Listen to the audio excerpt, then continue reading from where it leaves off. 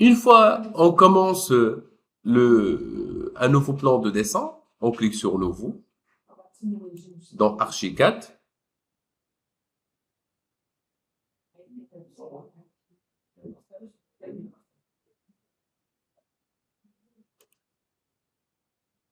C'est selon la version que vous avez, bien sûr.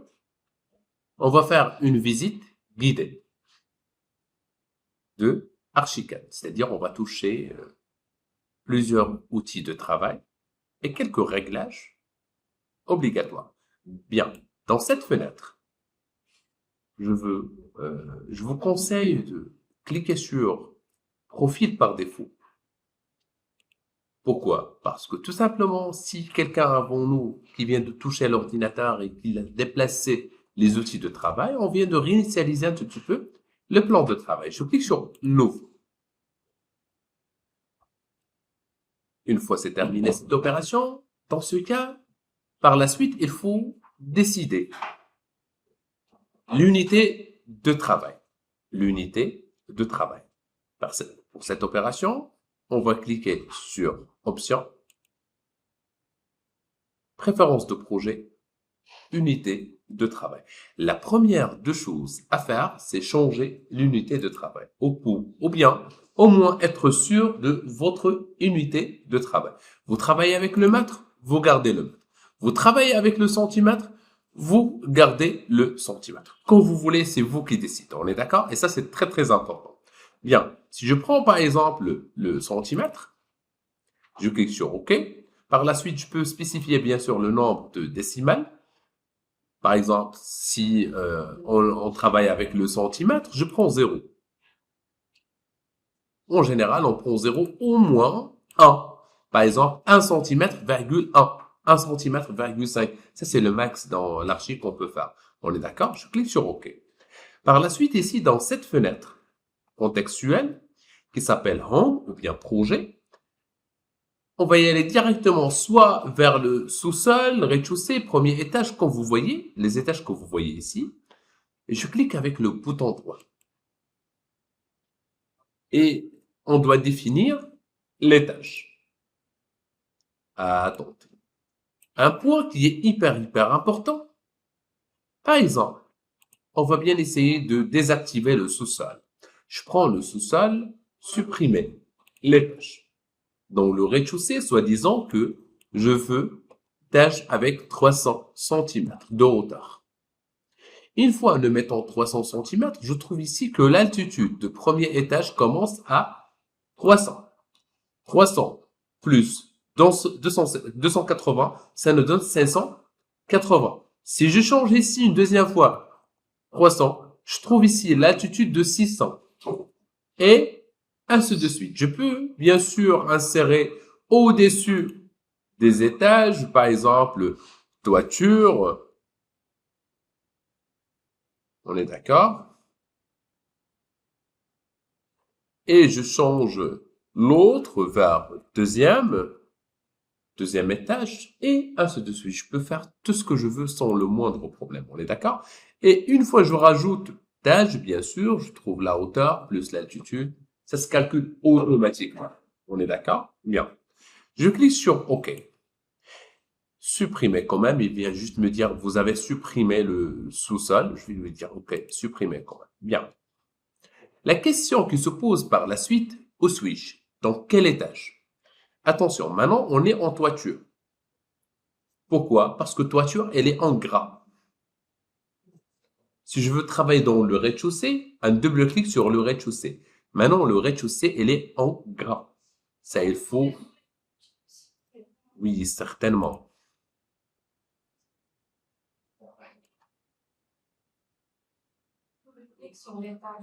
Voilà. Maintenant, c'est mieux, n'est-ce pas? Donc, je veux travailler dans le premier étage, un double clic, maintenant, elle est en gras. Toiture, un double clic, maintenant, elle est en gras. Mais certainement, on commence à partir de notre rez-de-chaussée. Bien. J'aimerais bien vous dire que il y a la fenêtre contextuelle qui contient bien sûr votre projet. Il y a aussi la fenêtre des outils, là où il y a des outils. Il y a l'outil de sélection ou bien la zone de sélection et les outils de dessin. Plusieurs outils de dessin. Si je veux fermer, je clique. Et ben voilà, maintenant, c'est fermé. Une deuxième fois, je clique. Et ben voilà, je trouve point de vue et document. C'est tout. Je clique sur dessin pour commencer mon dessin. Bien. Maintenant, soi-disant que je veux dessiner quelque chose. Je veux dessiner l'élément le plus important, c'est le mur. Bien. Pour cette raison, je dois être sûr où suis-je. Le rez-de-chaussée. Elle est en gras. Je le répète plusieurs fois. Et je cherche l'outil mur. Je clique sur mur. Et je veux bien essayer de dessiner. Mais attention, avant de dessiner, il faut certainement programmer votre mur au niveau d'épaisseur, au niveau de la matière. OK. Pour cette raison-là, il faut voir la fenêtre, ou bien qu'on l'appelle bien sûr la zone de contrôle. Donc, la barre d'outils et la zone de contrôle.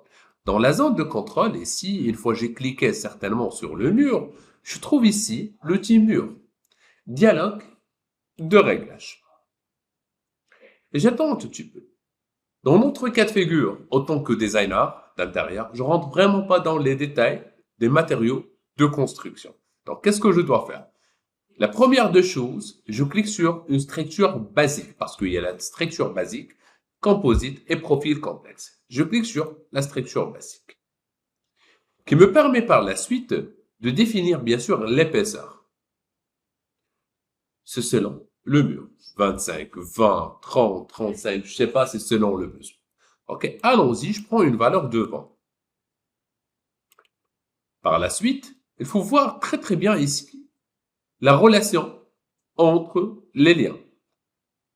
L'étage d'implantation, là où je vais dessiner, c'est le rez-de-chaussée, bien sûr, ça se voit ici. Un rez-de-chaussée qui est lié au premier étage. Certainement. Bien. La hauteur, quand vous voyez, cette hauteur, elle est grisée. C'est-à-dire, j'ai pas le droit de modifier la hauteur. Messieurs, mais si on veut, par exemple, créer un mur de, je sais pas, 2,80 m, attention. D'abord, on commence avec la hauteur de l'étage qu'on a spécifié au début. C'est-à-dire, si vous voulez faire un changement, il faut faire le retour ici, définir l'étage, et vous changez cette valeur. Vous voulez 280? Allons-y. Vous mettez ici 280. Bien. Par la suite, ici, on a un décalage inférieur et un décalage supérieur d'un mur. On est d'accord? Un décalage inférieur, c'est-à-dire elle dépasse le sol ou bien la dalle avec une valeur et aussi le plafond avec une valeur. Dans mon cas de figure, je prends 0, 0. Pas de décalage, je veux un mur simple actuellement. On est d'accord? Je ne veux surtout pas rentrer dans les détails. Et s'il vient de me dire, c'est l'altitude. Vous êtes en rez-de-chaussée, certainement l'altitude c'est 0. OK? Bien. En laissant un tout petit peu le reste des informations provisoires. Je clique sur OK. Si je clique un clic simple, j'observe qu'il y a une ligne qui symbolise bien sûr le mur et je peux cliquer où je veux. Et maintenant, on a un mur. Attendez une petite seconde. Par défaut, c'est un mur simple. Je viens de créer un mur avec des hachures. Bien. CTRL Z pour reculer un tout petit peu en arrière. Par défaut, comme vous voyez ici, en haut, puisque il faut voir toujours la zone de contrôle, si je maintiens la sélection, je trouve qu'il y a un mur simple et un mur continu. Un mur simple et un mur continu. Si je prends un mur continu, c'est-à-dire que je peux créer plusieurs murs en même temps. Si je clique sur échappe, j'annule le tout. Si je clique pour arrêter, il faut faire le retour vers le point de départ. Marteau et je ferme. OK? CTRL Z. Je répète.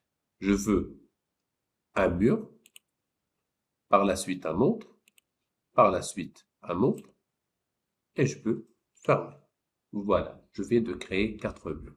D'une manière libre de quoi je parle. On est d'accord, on n'a pas encore mentionné les valeurs. CTRL Z.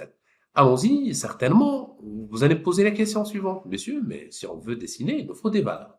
Est-ce qu'on va utiliser les coordonnées absolues, les coordonnées cartésiennes polaires, ou bien juste le mode de dessin libre? Bah, écoute, tout ça, il faut l'oublier dans Archicad parce qu'on travaille avec une autre méthode. C'est une méthode hyper simple, ok?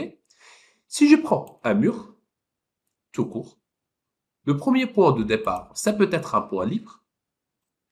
Je tape tabulation ou bien tape. Tabulation ou bien tape un bouton, là où il y a les deux flèches croisées. Et on remarque qu'il y a la possibilité de mentionner la valeur. Attention, on travaille avec le centimètre dans mon cas de figure, ok? Allons-y, je veux par exemple un mur de 300. Tape une deuxième fois, il y a la possibilité de mentionner l'angle polaire. Allons-y, le mettons 0. Et ben voilà, il a créé certainement un mur avec 3 mètres vers un angle de 0. Bien. Je dépasse la souris. Une fois on déplace la souris, une deuxième fois, il y a la possibilité de faire un mur libre. Mais si je déplace un tout petit peu la souris, ici dans ce sens, j'observe que... Attendez, faut pas monter. Bien. Une fois que je déplace la souris un tout petit peu, je trouve qu'il y a des valeurs approximatives. OK?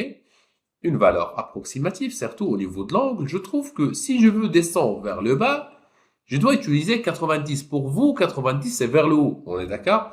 Mais ça, c'est dans AutoCAD une deuxième fois. Ici, c'est un peu libre au niveau de... C'est simple au niveau de dessin. Je tape tabulation. Je mentionne la valeur, soi-disant que je veux 400. Avec 90, je tape tabulation 90. Bien. Maintenant, allons-y. Notre mur, il est hyper incliné. Ici, il est à 90. Allons-y, je tape 300 une deuxième fois avec 90. Entrée. Ça donne la ligne droite par défaut. Par la suite, je déplace le crayon. Comme vous voyez, il contient des couleurs. Maintenant, il est transparent. Une fois que je le déplace vers le point de départ, ça me donne marteau et je fare. OK? Bien. C'est tout ce qu'on veut actuellement. Si je clique sur cette fenêtre qui s'appelle 3D, je ne retrouve rien. OK? Donc, qu'est-ce que je dois faire? Je déplace la souris en bas, tout doucement, et je cherche optimiser. Par la suite, je trouve mes murs en 3D. Par la suite, je trouve l'outil orbite ici. Donc, je clique et je glisse, et je trouve mon objet que je l'ai dessiné en 2D, maintenant est extrudé en 3D automatiquement. On est d'accord? C'est-à-dire, on travaille en 2D, mais le résultat est toujours en 3D aussi. Je clique sur le bouton de la roulette pour déplacer le plan, comme dans AutoCAD, et ben voilà, je viens de faire quelque chose avec Archicad. Faisons le retour vers le rez-de-chaussée en mode 2D, donc 3D, 2D. Allons-y, j'ai dessiné un mur simple. Par la suite, je cherche ici l'outil porte. Je clique sur porte dans la barre d'outils. Et comme d'habitude, donc, s'il vous plaît, vous cliquez sur échappe d'avance, outil porte, et par la suite, en haut, dans la zone de contrôle, ou la barre de zone de contrôle, je trouve la boîte de dialogue, ou bien le raccourci O, si vous voulez utiliser le raccourci. Bien. Dans notre cas de figure, une fois on a utilisé, par exemple, la porte, je trouve qu'il y a plusieurs portes. 1, 2, 3, 4. Je prends une porte un peu simple, surtout au début. Et il y a des valeurs. La première des choses, c'est la largeur. Ici, on ne dessine pas la forme rectangulaire, plus le cadre, plus un arc de 3 points. Non, il suffit juste de spécifier. Je veux une porte de 100 Par exemple, la hauteur de 220, c'est juste un exemple, il y en a plusieurs, ok? L'appui c'est 0, c'est-à-dire elle est à fleur, on est d'accord? Bien? Oui. Ici, je clique pardon sur pas de grille et je peux choisir le type parmi les types proposés. Aussi, type d'ouverture, vous pouvez utiliser va-et-vient et autres, c'est à vous de voir, ou bien battant. Le cadre double ou autre. Et aussi, poignée, on peut choisir le type de poignée qu'on veut. On clique sur OK. Certainement, vous allez me dire, monsieur, durant l'insertion, il nous faut un décalage, tout ça, on va le voir par la suite. On est d'accord? Parce que par la suite, on va utiliser les repères pour dessiner à tête reposée et avec des valeurs exactes, ok? Mais actuellement, on vient juste de découvrir qu'est-ce qu'il faut faire. Je suis dans le monde 2D. Je rapproche un tout petit peu le curseur. À l'intérieur ou à l'extérieur, c'est à moi de voir, ok? Quand vous voyez, le curseur s'accroche au milieu de ma fenêtre, de ma porte, pardon. Si je veux vraiment qu'il soit accroché à gauche, je clique sur le point d'ancrage à gauche ou à droite. Il y a 3 propositions. Ok? Allons-y, je vais le mettre ici.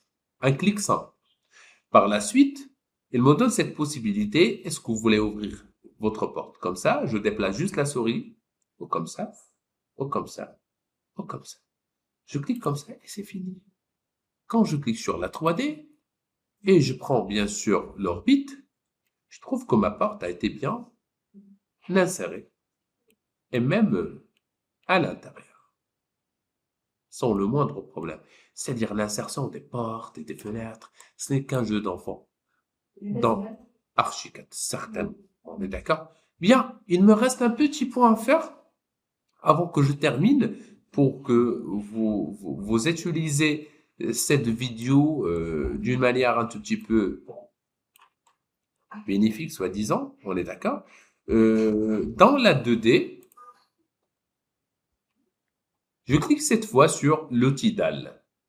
L'outil dalle, bien. La dalle, allons-y, si je prends le premier point, quand vous voyez, il me donne juste un petit point, c'est-à-dire, je peux cliquer ici, et quand vous voyez, le crayon, il est noir, c'est-à-dire, je suis au-dessus d'un point d'ancrage. Par contre, ici, elle est transparente. Supposons, monsieur, je viens de faire 2 erreurs. Qu'est-ce que je dois faire? Je dois cliquer sur la touche suppression du texte. Parce qu'il y a 2 touches de suppression. OK? La suppression de texte avec la petite flèche. Je supprime l'erreur 1 et l'erreur 2. OK? Bien. Et je clique une deuxième fois sur l'autre point, et le point de départ. Est-ce que vous voyez une différence? Certainement que non. Il faut y aller vers la 3D pour observer la différence. Voilà notre dalle. Je prends la flèche. Pourquoi la flèche? La flèche, c'est pour sélectionner, déplacer ou sélectionner les deux. Je clique sur la dalle et je clique une deuxième fois sur la structure de la dalle, pardon, la boîte de dialogue de la dalle. Je trouve que je dois cliquer sur une structure basique. Je peux spécifier sa hauteur, par exemple, elle est devant. Allons-y et on s'arrête actuellement. Voilà, je viens de faire quelques changements sur ce petit plan. Bah, c'est la même chose. Si vous voulez faire des fenêtres, il suffit juste de cliquer sur fenêtre, programmer la fenêtre une deuxième fois. La seule différence que je trouve vraiment entre la fenêtre et la porte, c'est la neige ou bien la valeur de l'appui. C'est-à-dire ici, il faut mettre une valeur. On est d'accord? Oui. Par exemple, voilà, je clique ici. C'est juste sans calculer, c'est déconseillé, mais c'est juste pour la première séance. Et ben voilà. Et je viens de faire mes fenêtres sans le moindre